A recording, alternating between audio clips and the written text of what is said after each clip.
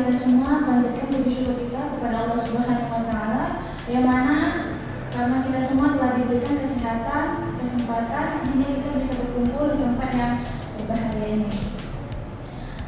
Baik, kita lanjutkan. Hari ini kita akan melakukan kegiatan diseminasi pemahaman dan penerapan budaya positif yang akan dijelaskan oleh Bu Eliana. Sebelumnya, marilah kita semua membacakan surat Al-Fatihah untuk membuka kegiatan kita agar menjadi berkah. Kita mulai dengan baca Al-Fatihah.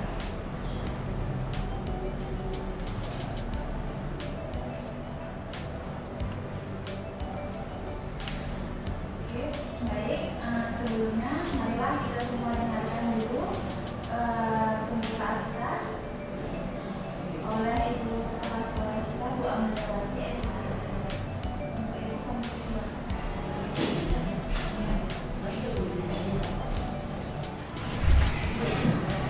Assalamualaikum warahmatullahi wabarakatuh. Alhamdulillahirabbil alamin. Wassalatu wassalamu ala asrofil anbiya'i wal mursalin wa ala alihi wa sahbihi ajma'in. Puji syukur kita panjatkan kepada Allah Subhanahu wa Ta'ala yang telah melimpahkan rahmat dan hidayah kepada kita semua sehingga kita dapat berkumpul kembali pada hari Kamis ini dengan keadaan sehat walafiat untuk melaksanakan tugas kita masing-masing. Pada hari ini alhamdulillah telah akan dilaksanakan diseminasi tentang budaya positif yang akan dilaksanakan oleh Ibu Eliana. Beliau adalah salah satu calon guru penggerak dari SMA Negeri 14 Banda Aceh.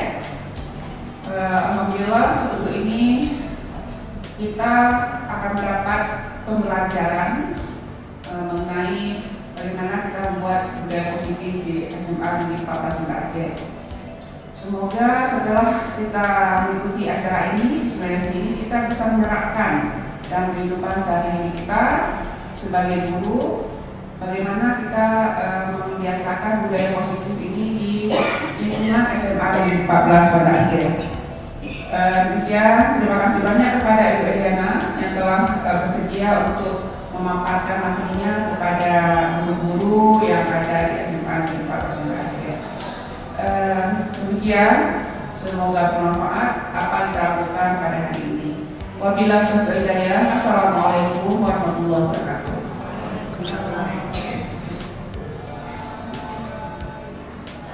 Kita terima kasih kepada Ibu Amandawati. Langsung saja kita lanjutkan kegiatan kita, pemaparan materi diseminasi pemahaman dan penerapan budaya positif oleh Bu Eliana seperti itu. Pada Bu Eliana kami. Bismillahirrahmanirrahim. Assalamualaikum warahmatullahi wabarakatuh. Alhamdulillahirabbil alamin. Wassalatu wassalamu ala asrofil anbiya'i wal mursalin wa ala alihi wa sahbihi ajma'in. Puji syukur kita panjatkan kepada Allah Subhanahu wa Ta'ala yang telah memberi kita kesehatan sehingga kita bisa berkumpul di ruangan yang sederhana ini untuk mengikuti diseminasi pemahaman penerapan budaya positif di sekolah kita ini. Tak lupa pula kita sanjungkan kehadiran Nabi Muhammad SAW yang telah membawa kita dari alam jahiliyah sehingga kita bisa hidup di zaman yang penuh dengan ilmu pengetahuan ini. Yang saya hormati Ibu Kepala Sekolah, Ibu Amalia Wati STDMPD, dan yang saya hormati Bapak Ibu sekalian, sekali lagi saya ucapkan terima kasih banyak telah meluangkan waktunya untuk mengikuti acara diseminasi budaya positif di sekolah ini. Baik Bapak Ibu, untuk mempersingkat waktu saya akan memaparkan sedikit apa sih yang dikatakan dengan pemahaman terkait dengan budaya positif ini. Nah, jadi kita di sini sebagai seorang guru itu harus memiliki kemampuan dalam mewujudkan budaya positif di sekolah. Nah, budaya positif positif ini dapat dijalankan dengan menerapkan beberapa konsep. Ya, ada konsep perubahan paradigma baru, disiplin positif, motivasi perilaku manusia, kemudian nilai-nilai kebajikan, kebutuhan dasar manusia, keyakinan kelas, posisi kontrol yang kita kenal dengan posisi kontrol restitusi, dan juga ada nanti istilahnya segitiga restitusi. Baik, kita lihat satu persatu terkait dengan konsep-konsep yang berhubungan dengan budaya positif ini.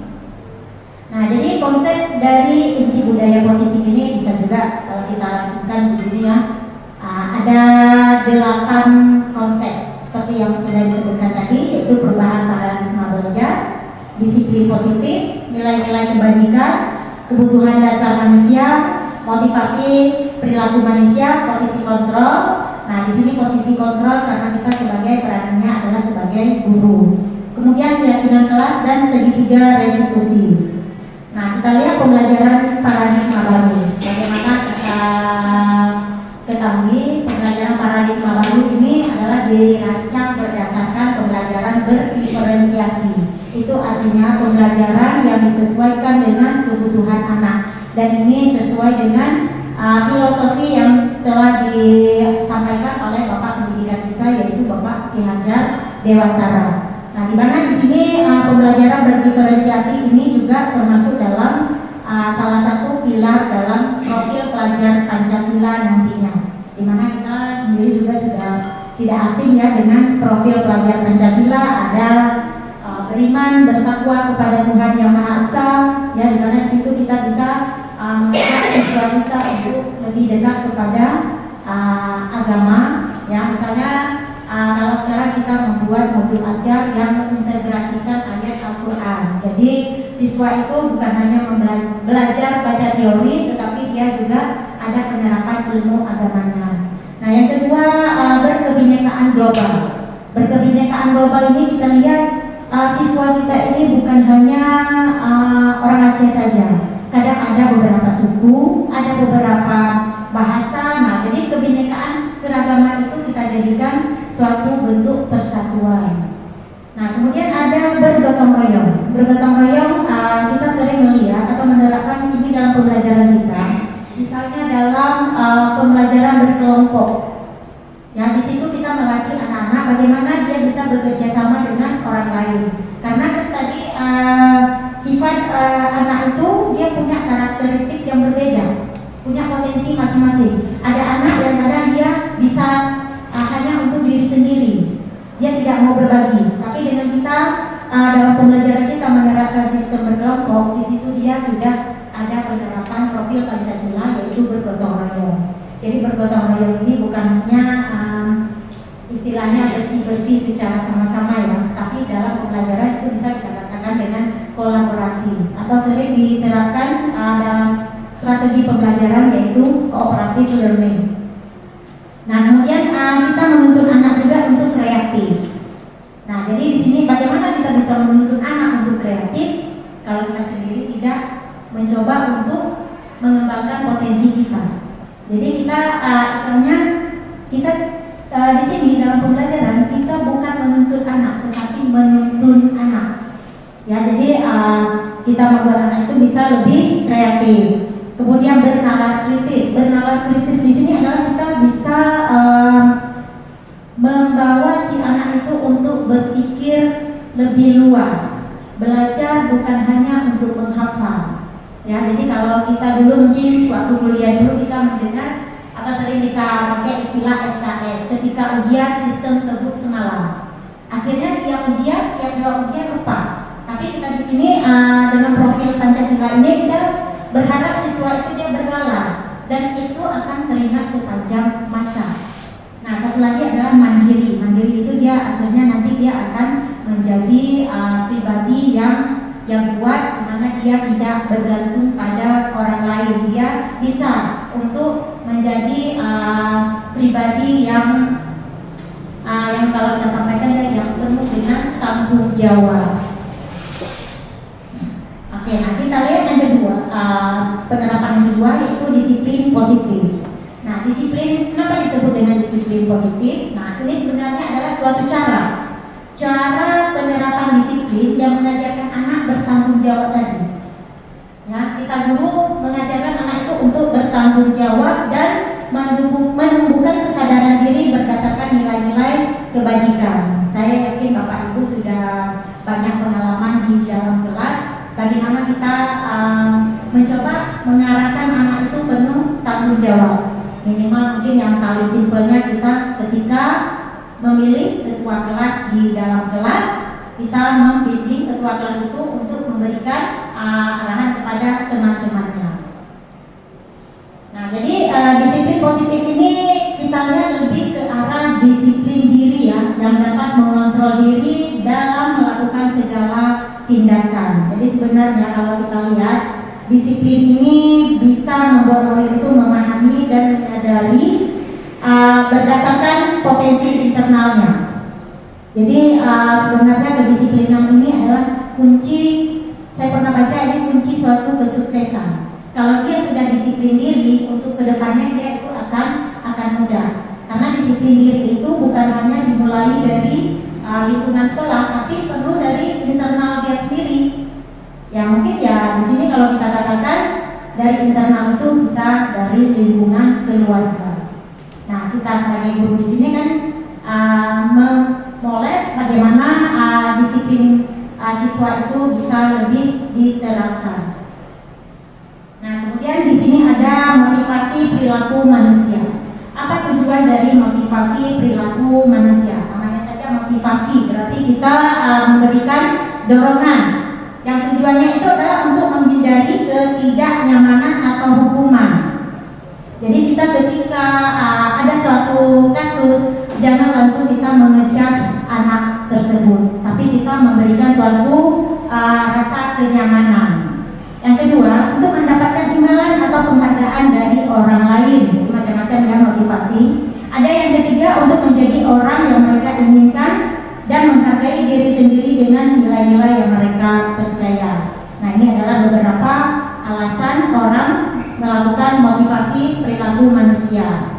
Nah, motivasi ini karena berdasarkan prinsip tadi, itu bisa kita kategorikan ada 3. Ada yang namanya hukuman, ada yang namanya konsekuensi, ada yang namanya restitusi. Nah, kalau hukuman itu kalau kita lihat karakteristiknya itu tidak terencana atau tiba-tiba. Murid tidak tahu apa yang akan terjadi atau dilibatkan.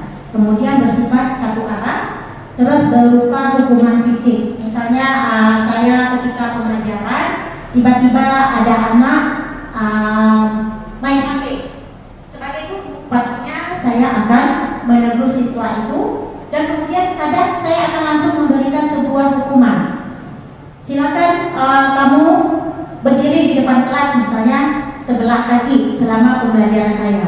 Nah, itu adalah sebuah hukuman. Karena apa? Siswa dia tidak tahu kalau saya akan memberikan sanksi itu secara tiba-tiba. Itu hanya keputusan saya sebagai guru.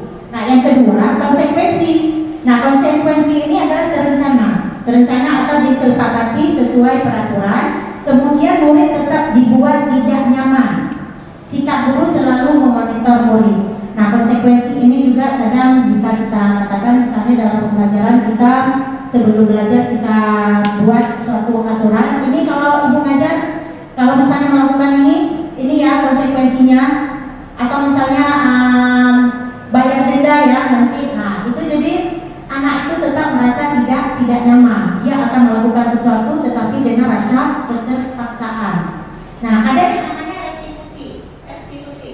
Nah, proses menciptakan kondisi bagi murid untuk memperbaiki kesalahan.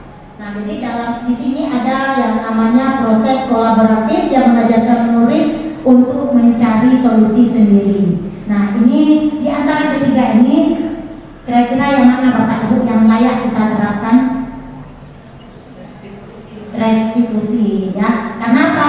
Karena di sini prosesnya menciptakan kondisi yang nyaman bagi murid untuk memperbaiki suatu kesalahan. Jadi murid ketika dia ada melakukan suatu kesalahan, kita menasehatinya, kemudian kita tanya apa solusinya dari murid itu sendiri. Jadi kalau kita Pertanyaan apa solusinya dari murid? Murid itu yang menyatakan sendiri dia akan melakukan atau menjalankan sesuai dengan apa yang sudah dia lakukan.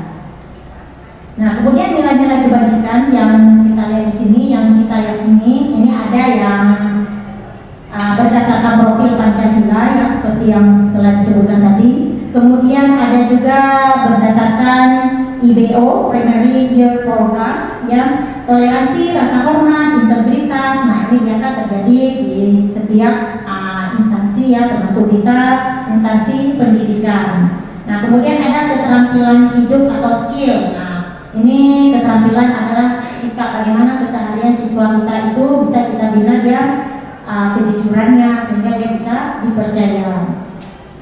Nah, kita lihat posisi kontrol restitusi. Mungkin Bapak Ibu pernah dengar posisi kontrol restitusi itu ada beberapa, ada yang sifatnya penghukum, ada yang sifatnya pembuat merasa bersalah, kemudian ada guru itu bisa menjadi teman, kemudian ada sebagai pemantau, dan ada juga sebagai manajer. Nah, kira-kira kalau kita lihat dari posisi kontrol ini, di manakah posisi kita? Apakah kita sebagai penghukum, ataukah kita sebagai pembuat rasa bersalah, atau sebagai teman bagi siswa, atau sebagai penantang, atau yang terakhir sebagai manajer? Nah, untuk melihat di mana posisi kita ini, mungkin saya akan tampilkan sebuah video, mungkin boleh ditonton dulu videonya. Kira-kira adakah kita melakukan hal yang demikian ini, dan di manakah posisi kita?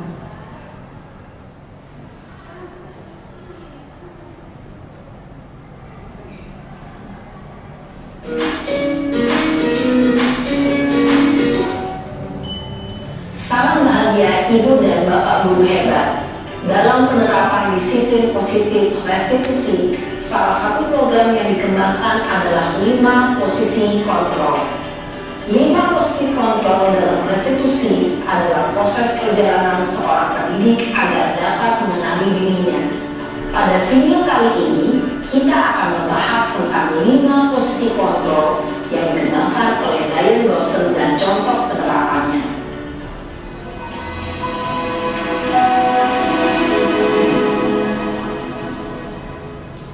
5 posisi kontrol itu adalah: 1. Posisi penghukum. 2. Posisi pembuat merasa bersalah. 3. Posisi teman. 4. Posisi pemantau atau monitor. Dan 5. Posisi manajer.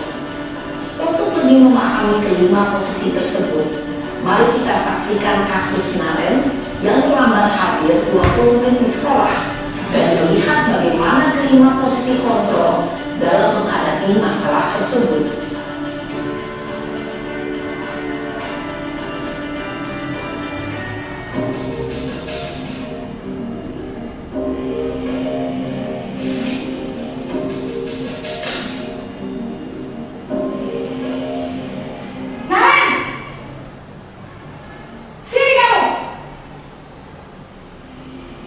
Selamat pagi, Bu. Selalu terlambat. Kamu deh, pasti terlambat. Maaf, Bu. Saya Apa? Apa coba?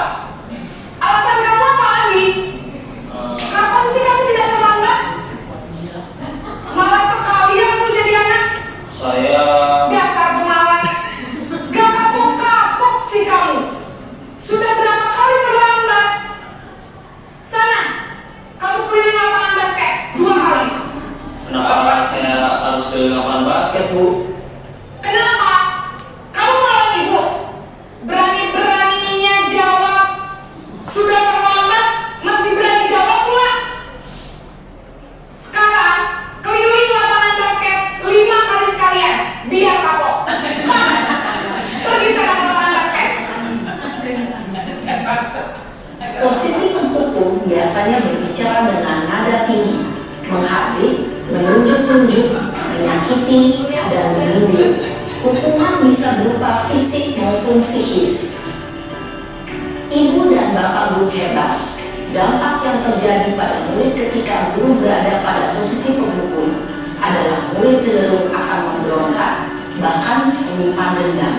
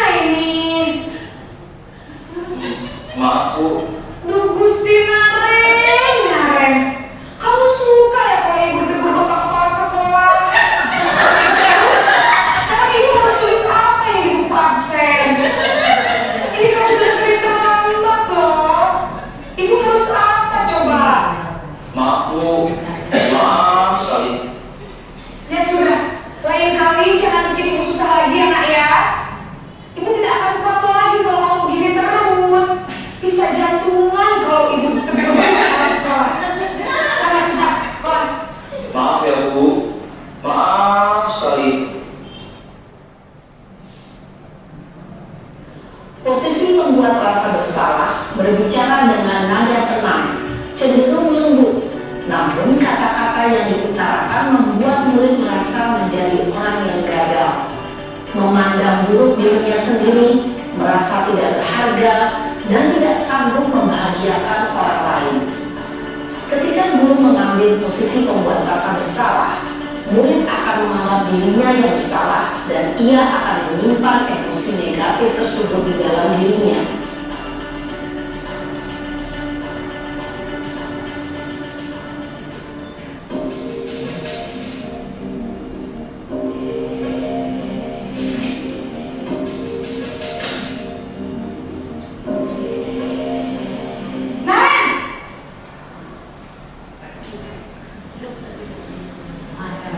Selamat pagi, Bu. Wah, sudah jam berapa ini, Nak? Terlambat lagi ya, sayang.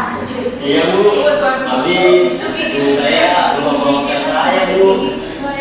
Kamu malah menyalahkan ibu kamu.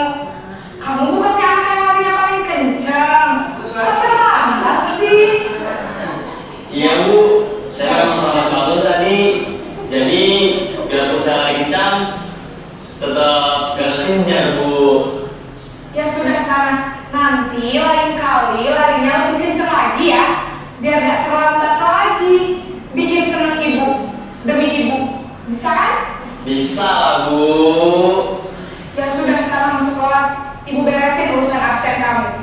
Kamu ini ada-ada saja.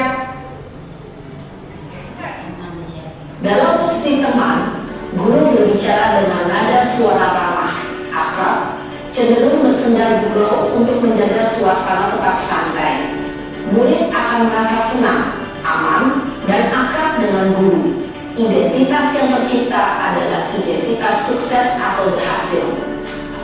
Namun, perlu diingat, karena ini masih dorongan eksternal, maka ada faktor ketergantungan dari murid kepada orang tertentu. Di sini, guru absennya, sehingga di lain waktu, murid bisa berperilaku baik, namun hanya kepada orang-orang tertentu saja.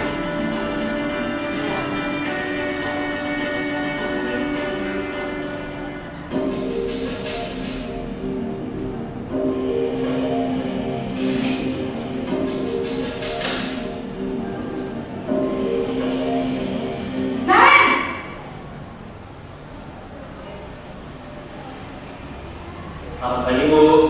Naren, apa peraturan sekolah kita tentang jam berapa kita harus masuk sekolah, Nak? Kita harus di sekolah jam 7, Bu. Iya betul, sekarang sudah jam 7.20. Naren sudah tahu konsekuensinya jika terlambat hadir. Paham, Bu. Saya harus tinggal kelas pas jam istirahat selama 20 menit. Iya benar, konsekuensinya demikian. Jadi nanti jam 9.30 pas istirahat, kamu harus tinggal di kelas, kerjakan tugas tambahan untuk ketertinggalan kamu, ya? Baik, Bu. Posisi pemantau mengandalkan penghitungan atau data untuk mengontrol murid.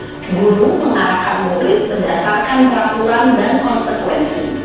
Seorang pemantau menunjukkan bahasa tubuh dan ekspresi wajah yang datar dan cenderung formal.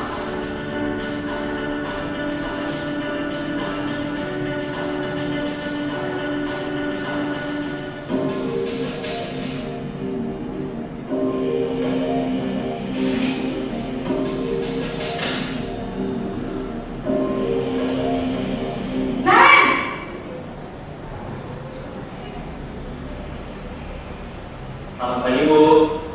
Selamat pagi, Naren. Maaf, Bu. Saya terlambat. Iya, sekolah masuknya jam 7, sekarang sudah jam 7.20. Jadi sekarang bagaimana ini, Naren? Maaf, Bu. Saya lupa setel alarm saya semalam. Baiklah, menurut kamu, keyakinan sekolah yang mana yang perlu kamu tingkatkan? Menghargai diri sendiri dan orang lain mungkin, ya, Bu. Setuju. Jadi, apakah Naren meyakini prinsip saling menghormati tersebut? Iya, Bu. Saya meyakininya. Apakah Naren bersedia memperbaiki masalah keterlambatan ini? Bersedia, Bu. Bagaimana kamu akan memperbaiki masalah keterlambatan ini? Saya Saya akan coba untuk tidak lupa menyetel alarm saya, Bu. Baik, kalau Naren lupa menyetel alarm di rumah, ada orang yang kira-kira bisa bantu mengingatkan tidak? Ada, Bu. Kata saya, Kak Emma. Ada lagi selain Kak Emma? Selain Kak Emma, ada ibu saya. Baik, jadi yang mengingatkan Naren adalah Kak Emma dan ibu kamu ya? Kira-kira akan mulai setel alarm kapan nih Naren? Setelah pulang sekolah, akan segera saya lakukan. Baik, jadi Naren akan setel alarm untuk bangun besok pagi dan akan diingatkan oleh kakak dan ibunda Naren ya. Ada lagi yang mungkin perlu dilakukan Naren agar tidak terlambat bangun lagi? Tidak ada, Bu. Baik Naren, terima kasih untuk kerjasama kamu. Sekarang kamu perlu kembali ke kelas untuk belajar. Baik, Bu. Terima kasih. Posisi manajer adalah posisi kontrol yang disarankan untuk membimbing murid memiliki sikap disiplin yang positif, yaitu murid yang mandiri, bertanggung jawab, dan dapat memecahkan masalah.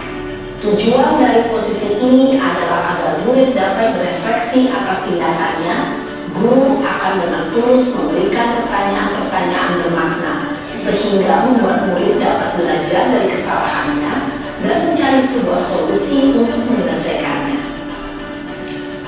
Ibu dan bapak guru hebat, setelah mengamati adegan kelima posisi kontrol tadi, kira-kira posisi mana yang paling ideal? Posisi mana yang dapat menunjang motivasi intrinsik murid? Ya, tentu posisi manajer. Posisi ini memang posisi ideal yang ingin dituju setiap pendidik. Pada posisi inilah, guru dapat menerapkan disiplin positif yang berpihak pada murid, yang memerdekakan murid.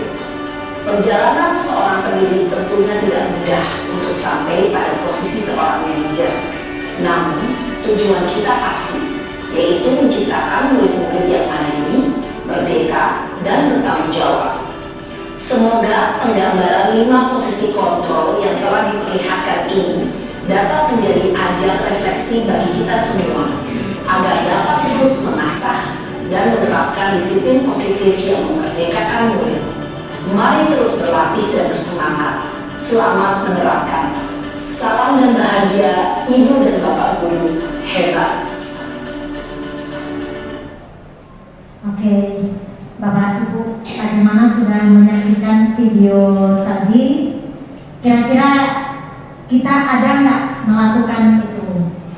Ya, itu mungkin kita bisa jawab dalam hati kita masing-masing, ya. Nah, cuma kita di sini harapannya kita mencoba memperbaiki juga kita dulu diri sendiri, ya, karena yang kita didik ini adalah anak manusia yang memiliki berbagai macam karakter. Begitu juga kita, anak kita juga dididik oleh orang lain, ya. Nah, jadi kita harapkan semoga posisi manajer ini akan ada pada diri kita, walaupun kadang belum bisa mencapai tahap yang sempurna, tetapi kita mencoba untuk mewujudkan posisi kontrol tersebut. Nah, ini mungkin tadi sudah ditampilkan dalam video terkait penerapan posisi kontrol. Jadi kalau kita menggunakan membuku, misalnya siswa terlambat tadi, kita suruh keliling lapangan. Terus kalau misalnya kita membuat rasa bersalah, itu kita menggunakan bahasa yang agak sedikit lembut, tetapi istilahnya maknanya itu menusuk sangat dalam, ya. Kemudian ada sebagai teman. Nah, kalau sebagai teman ini kadang bisa negatif, bisa positif kalau menurut saya. Terlalu akrab kita dengan siswa, kadang siswa sudah tidak menjaga jarak lagi mana batasan antara seorang guru dan murid, ya. Nah, jadi sebenarnya di sini teman ini bagus juga, tapi kita harus jaga jarak. Nah, kemudian ada pemantau ini yang tadi yang kita kadang untuk membuat si anak itu patuh, kita menekankan pada peraturan-peraturan dari sekolah yang telah ditetapkan. Nah, kemudian kalau manajer, nah inilah yang diharapkan pada diri kita, yang tadi seperti ditampilkan, kita meminta solusi dari si anak itu sendiri dulu, bukan dari kita. Kalau dari kita, dia akan melakukan dengan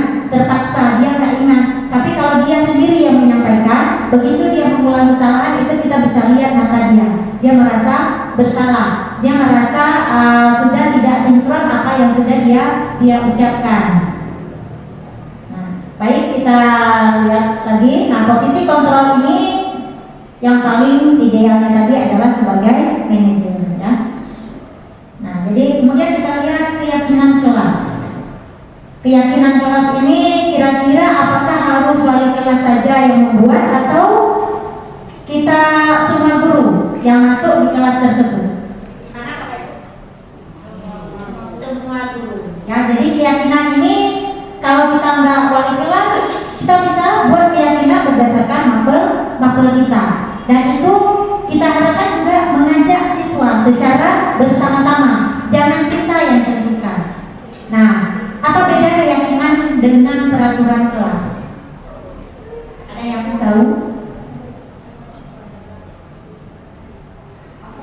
Apa beda keyakinan kelas dengan peraturan kelas?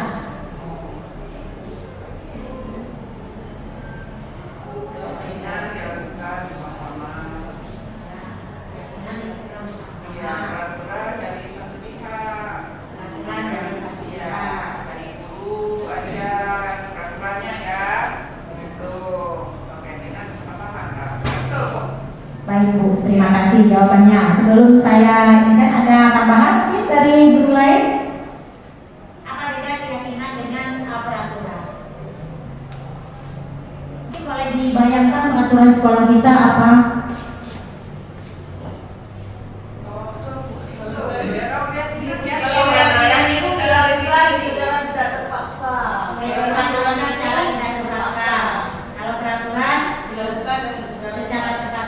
Oke, baik, terima kasih Ibu Putri.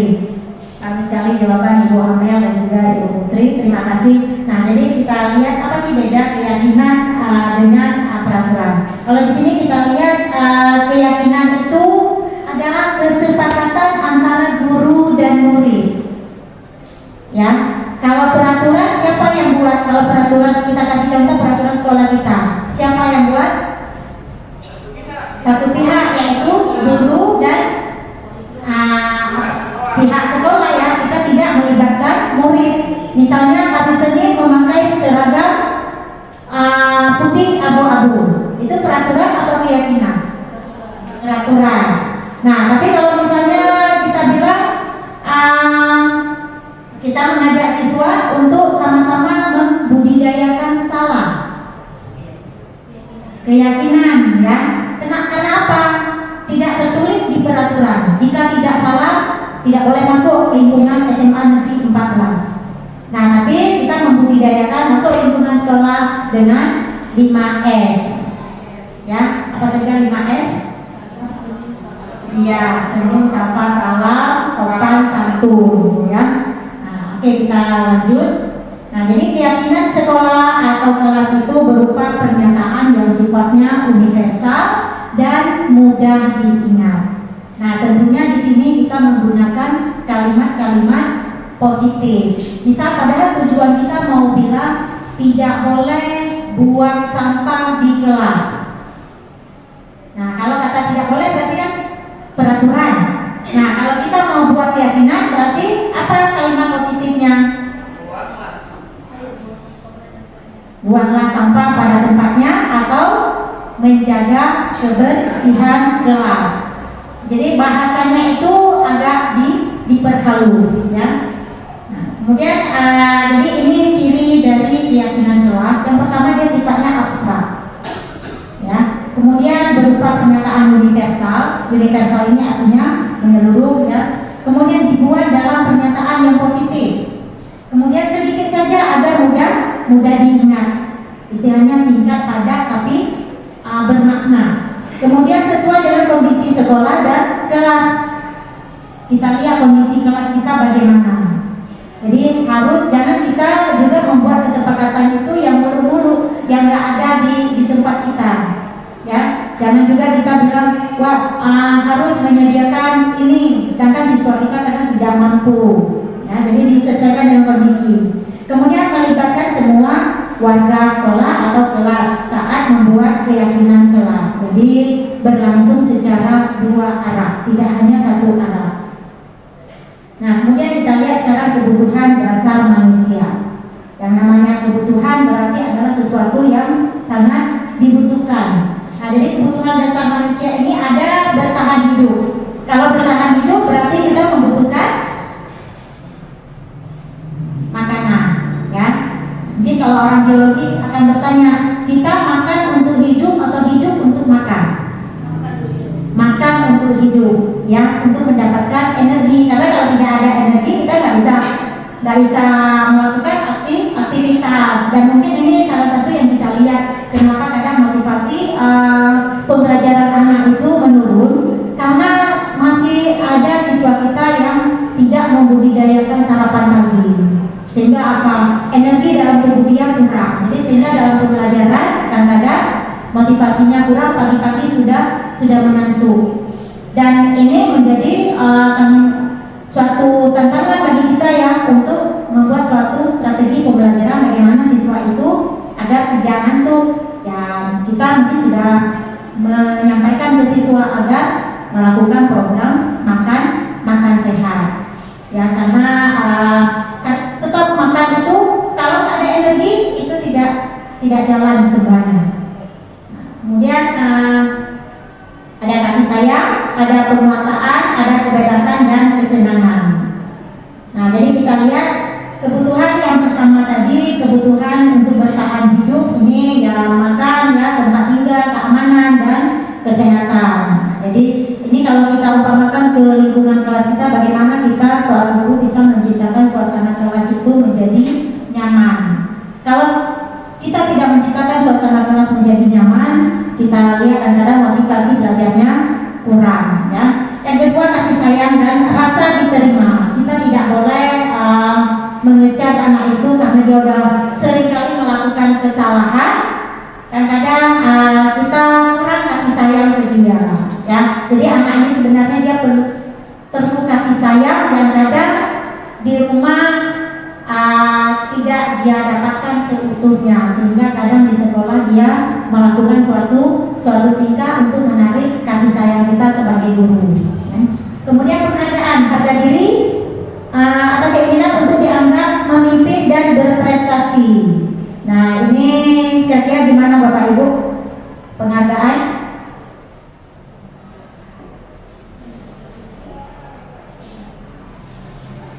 Ada yang bisa memberikan penjelasannya penghargaan ini bagaimana?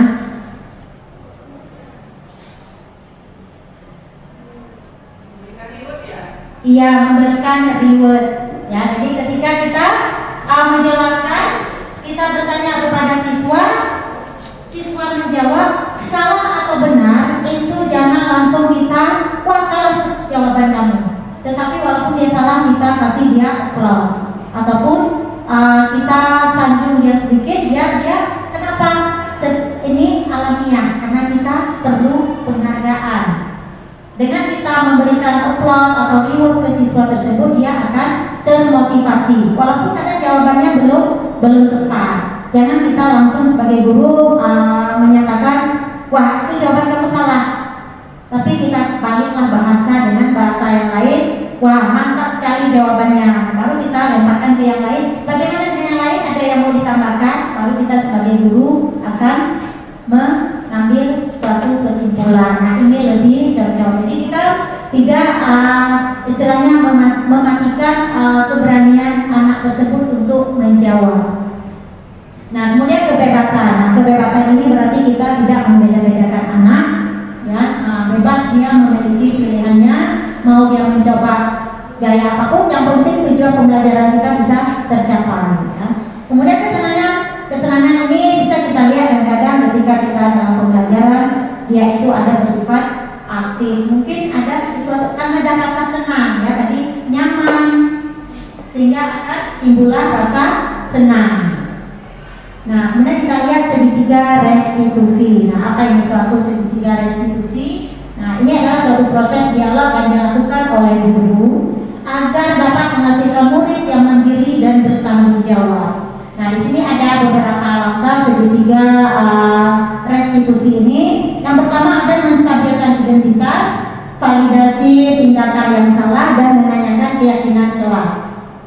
kita lihat tahapannya ini, di mana sebelumnya kita lihat tujuan dari segitiga restitusi ini adalah menciptakan murid yang mampu bertanggung jawab dan mandiri. Nah, kita lihat menstabilkan identitas.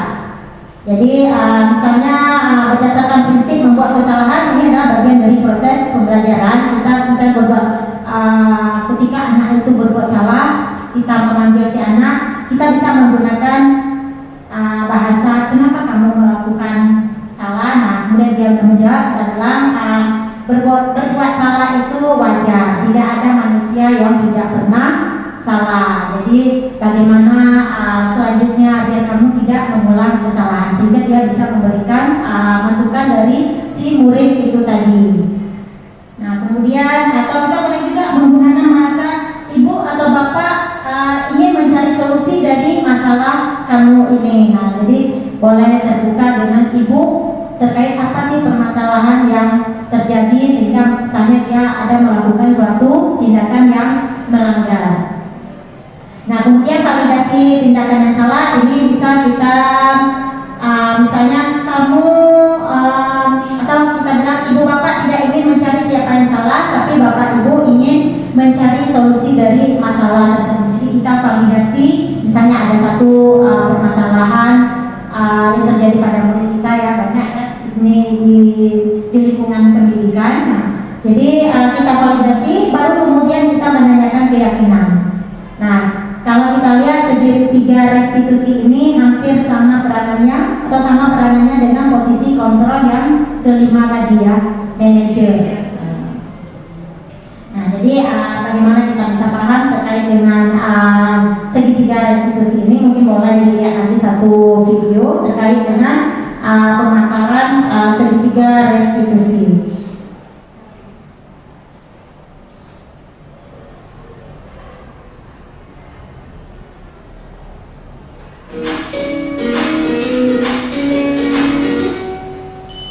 Salam dan bahagia Ibu dan Bapak Guru hebat.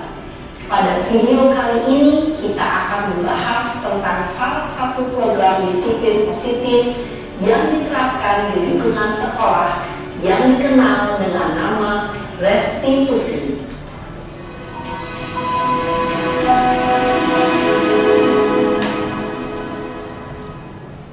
Restitusi dikembangkan oleh pakar pendidikan Diane Lawson, berlandaskan pada teori kontrol Dr. William Blaser. Segitiga restitusi adalah suatu proses dialog yang dijalankan oleh guru atau orang tua agar dapat menghasilkan murid yang mandiri dan bertanggung jawab. Pada saat guru di posisi manajer, aspek yang dikembangkan pada murid adalah motivasi intrinsik, sehingga penanaman nilai-nilai kebajikan dapat tumbuh dan berkembang menjadi suatu kebiasaan positif yang akhirnya membentuk karakter murid. Proses dialog ini terdiri dari 3 langkah yang digambarkan pada ketiga sisi pada segitiga restitusi. Sisi pertama adalah menstabilkan identitas. Sisi yang kedua adalah validasi tindakan yang salah. Dan sisi yang ketiga adalah menanyakan keyakinan. Ibu dan Bapak Guru, berikut ini akan ditunjukkan bagaimana seorang guru berada dalam posisi manajer menggunakan penerapan segitiga restitusi.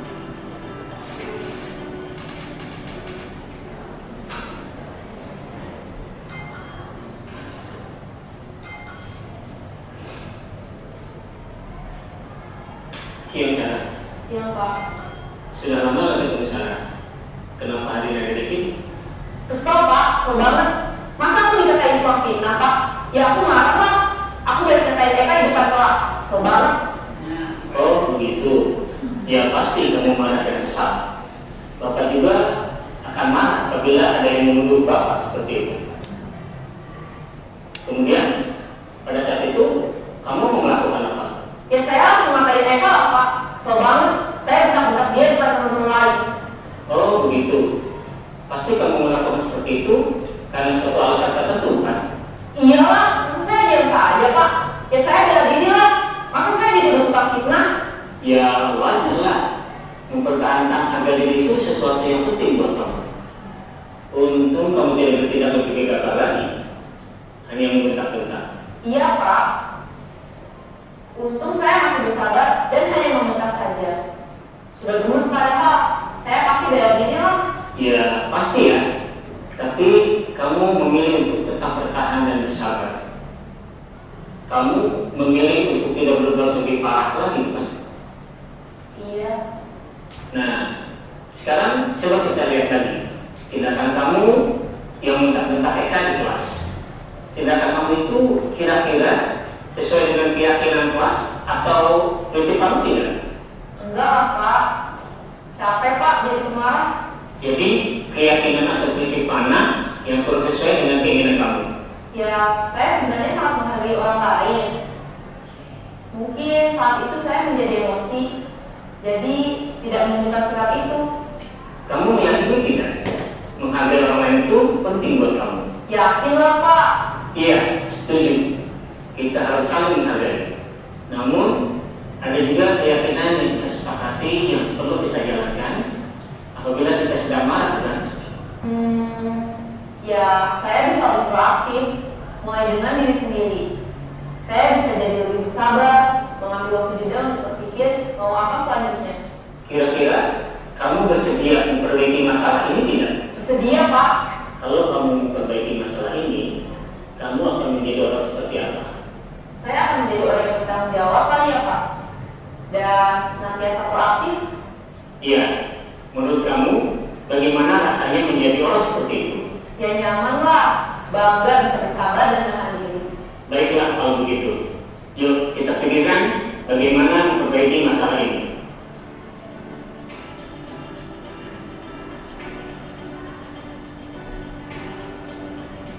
Ibu dan Bapak guru hebat, baru saja kita menyaksikan contoh bagaimana seorang guru berada dalam posisi manajer menggunakan penerapan segitiga restitusi. Mari kita bahas satu persatu.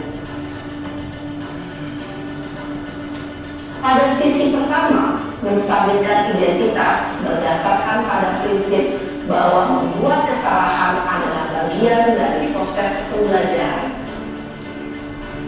Sisi pertama dari segitiga ini berperan menggeser identitas murid dari identitas gagal ke identitas sukses.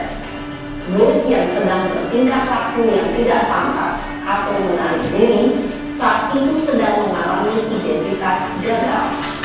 Bila kita mengkritiknya, maka posisinya tidak akan mudah. Kita bisa mengajukan pernyataan-pernyataan ini. 1. Membuat kesalahan sesuatu yang wajar. 2. Manusia tidak ada yang sempurna. 3. Kita bisa memperbaiki masalah ini. 4. Saya tidak menanyakan kesalahannya. Saya lebih fokus bagaimana memperbaiki masalah ini. 5. Apakah saat ini kamu pernah menjadi orang yang baik untuk dirimu sendiri?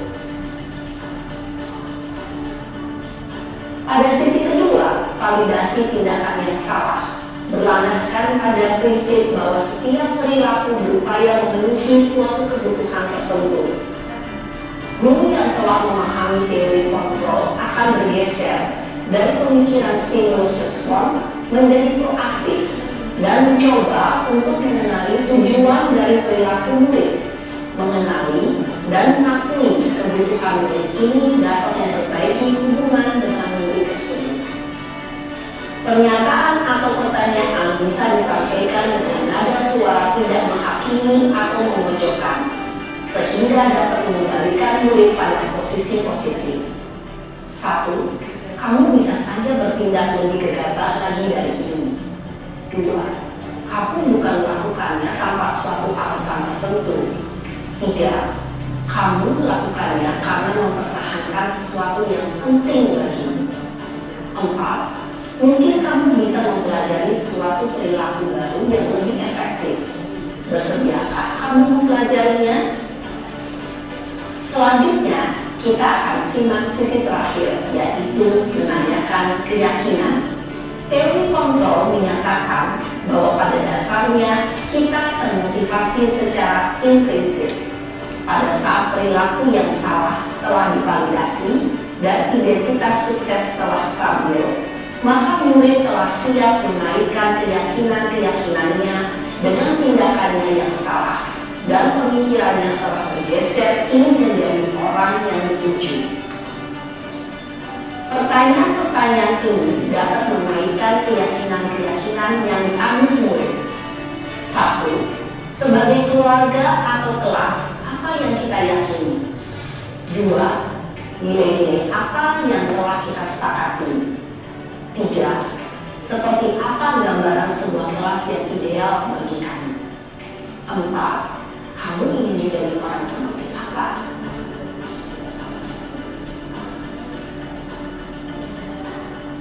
Dalam menerapkan segitiga restitusi, perlu diperhatikan beberapa hal, yaitu 1. Perilaku yang salah perlu dikaitkan dengan nilai-nilai atau keyakinan-keyakinan yang telah disepakati atau dituju. 2. Kesediaan orang yang melakukan kesalahan untuk memperbaiki masalah. 3. Pemecahan masalah sebisa mungkin relevan atau memiliki hubungan dengan masalah yang ada. 4. Usaha, perlu adanya suatu usaha perbaikan dari pihak yang berbuat kesalahan. 5. Waktu, perlu didedikasikan waktu dari pihak yang berbuat kesalahan. Tanyakan kapan akan mulai dilakukan usaha untuk memperbaiki masalah.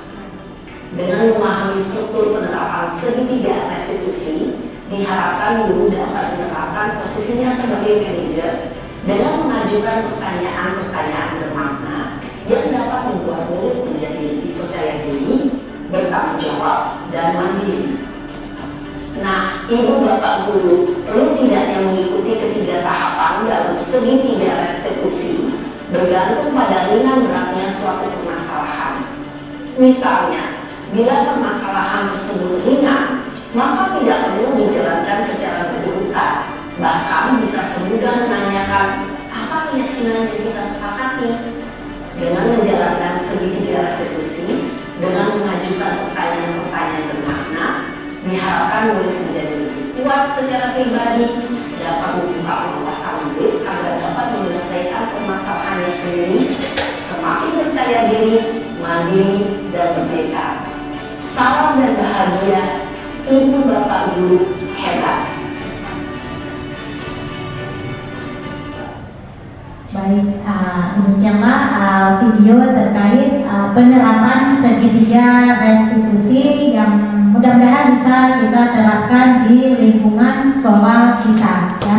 Nah, jadi tadi saya garis bawahi segitiga restitusi itu tidak mesti harus kita komplit dengan 3 langkah tadi, ya.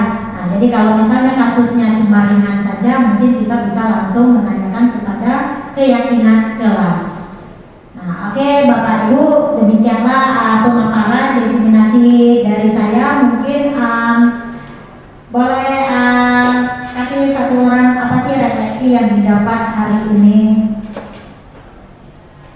Kira-kira terkait diseminasi ini? Atau ada yang mau bertanya dulu sebelum refleksi? Oke, boleh. Assalamualaikum warahmatullahi wabarakatuh. Terima kasih kepada Bu Eliana sebagai calon guru penggerak. Saya ingin bertanya, apakah perbedaan dari teori konseling dengan teori penerapan segitiga reduksi? Itu aja, terima kasih. Sebelum saya jawab, ada yang mau nanti coba jawab dulu. Apa sih konseling dengan segitiga teori konseling dengan segitiga restitusi? Mungkin kalau saya balik dulu bertanya ke Ibu Khalija, teori konseling itu yang bagaimana sih? Teori konseling itu adalah teori memberikan bantuan kepada siswa untuk memecahkan masalah. Teori memberikan apa tadi? Teori memberikan bantuan kepada siswa untuk menyelesaikan masalahnya. Nah, jadi kalau kita lihat dengan penerapan segitiga restitusi, sama enggak?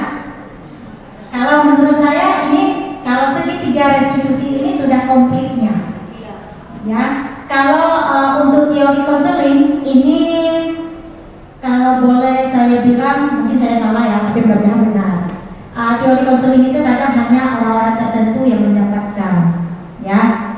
Apakah itu lebih ke spesialis guru BK, walaupun kita kadang secara menyeluruhnya universal guru ini pernah mengikuti yang namanya mata kuliah konseling sebelum kita jadi guru, biar kita istilahnya anak itu tidak kita bilang dalam memberikan nasihat ke anak itu kita ada menggunakan sistem pendekatan gitu ya. Jadi kalau segitiga restitusi ini dia sifatnya tadi universal, tanpa pandang dia khusus guru konseling atau khusus untuk mapel tertentu. Jadi kalau boleh saya jawab, penerapan segitiga restitusi ini sudah mengcover teori konseling tersebut. Nah, demikian Ibu, mungkin bisa diterima. Oke, terima kasih. Ada yang lain mungkin mau menambahkan?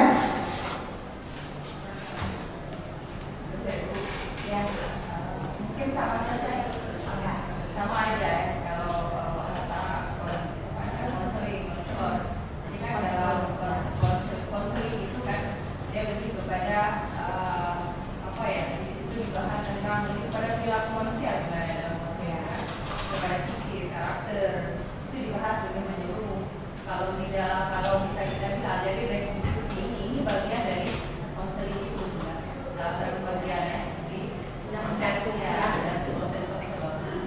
Karena kalau segitiga restitusi mungkin teorinya kan tadi berawal dari perilaku manusia ya, perilaku manusia itu kan juga bagian dari konseling.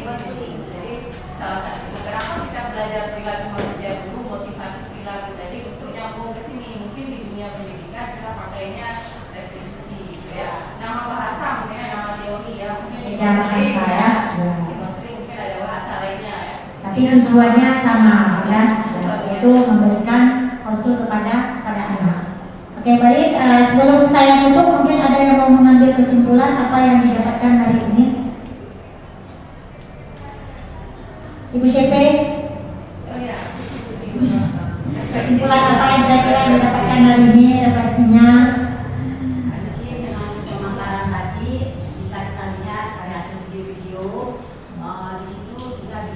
Menerapkan siswa kita bagaimana yang seharusnya kita terapkan jika memang siswanya ada yang membuat kesalahan. Ya, di situ contohnya misalnya kita tidak hanya harus langsung memfonis siswa, oh kamu terlambat begini ya, tapi kita menanyakan. Kemudian di situ kita bisa melihat mungkin dengan kesalahan dia itu ada terjadi apa di dalam keluarganya ya. Jadi kita selaku sebagai guru mungkin di situ dari pembelajaran. Ada sebagian guru kita lihat waktu pikir mungkin memang bawaan itu memang marah-marah selalu ya. Nah, di situ kita bisa mengambil pembelajaran dari video yang kita tonton tadi.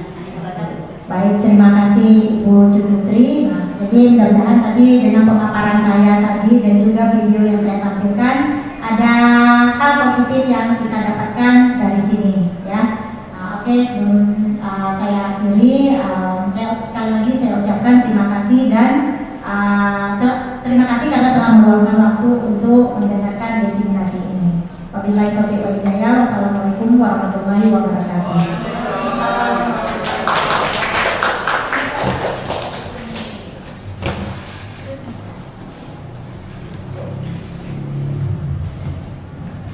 Baik, kita ucapkan terima kasih kepada Ibu Mariana yang sudah meluangkan waktu memberikan pemaparan materi yang sangat bermanfaat untuk kita semua. Baik, kita tutup kegiatan kita dengan alhamdulillah. Saya selaku moderator maaf apabila ada salah kata. Wabillahi taufiq wal hidayah. Assalamualaikum warahmatullahi wabarakatuh.